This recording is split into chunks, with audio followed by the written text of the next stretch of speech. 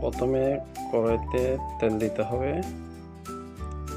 তেল গরম হয়ে আসলে আস্তে আস্তে আলুগুলো ঢেলে দিতে হবে। একটু নাড়াচাড়া করতে হবে। আস্তে আস্তে আলুগুলো ভেজে উঠবে, নাড়াচাড়া করতে হবে, নাহলে পুড়ে যাবে আলুগুলো। আলুগুলো ভাজি হতে হতে অন্যদিকে আমরা কিছু চিড়া ভেজে ফেলবো তাওয়ার মধ্যে। আস্তে আস্তে নাড়ে চিড়াগুলো ভেজে ফেলবো।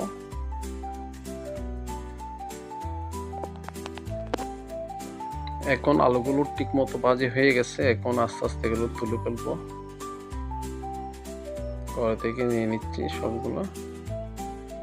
এখন মাছের মাথা ভেজে ফেলবো আস্তে আস্তে।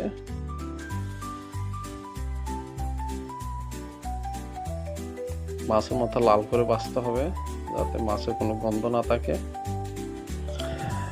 এই পর্যায়ে মাছের মাথা লাল করে ভাজি হয়ে গেছে, এখন তুলে ফেলবো।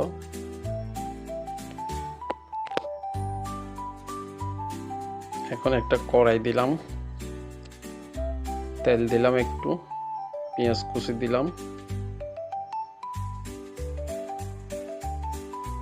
পেঁয়াজ কুচি দিয়ে একটু নাড়াচাড়া করবো, একটু বাদামি কালার হলে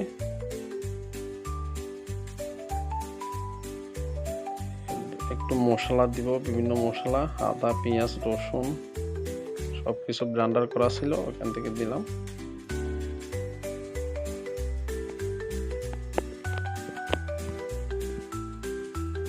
এখন একটু নাড়াচাড়া করতে হবে যাতে পোড়া না লাগে, ওইভাবে নাড়তে হবে আস্তে আস্তে। এখন একটু হলুদ গুঁড়ো দিব, ছিটিয়ে দিব সুন্দর করে। একটু নাড়াচাড়া করবো, কালারটা চলে আসবে।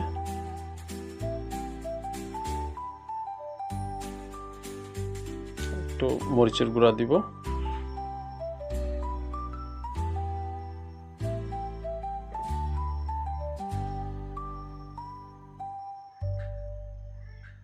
একটু জিরার গুঁড়া দিব।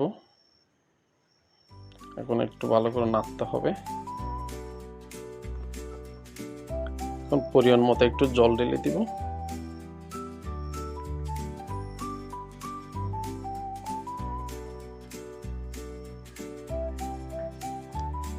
জল দিয়ে আবার নাড়তে হবে সুন্দর করে।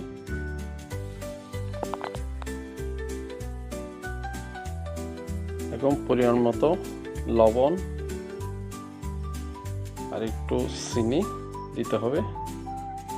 ভালো করে কষানো হয়ে গেলে তেজপাতা, গরম মশলা দিয়ে একটু নাড়তে হবে। এখন মাছের মাথাগুলো দিয়ে দিব, দিয়ে একটু ভেঙে দিতে হবে মাথাগুলো। মশলার মধ্যে ভালো করে নাড়ি চাড়িয়ে দিতে হবে মাথাগুলো।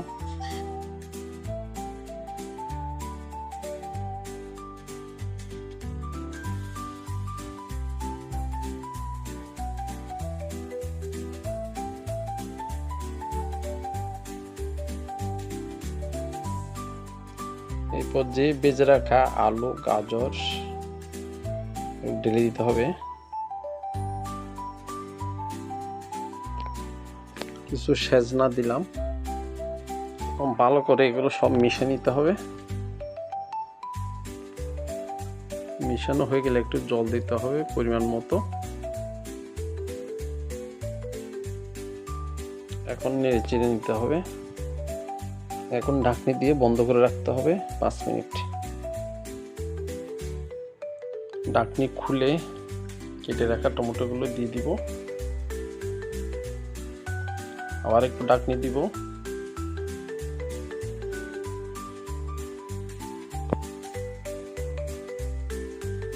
এখন ভেজে রাখা চিড়াগুলো দিয়ে দিব। ধনেপাতা দিয়ে একটু নেড়ে ঢাকনি দিয়ে দিব।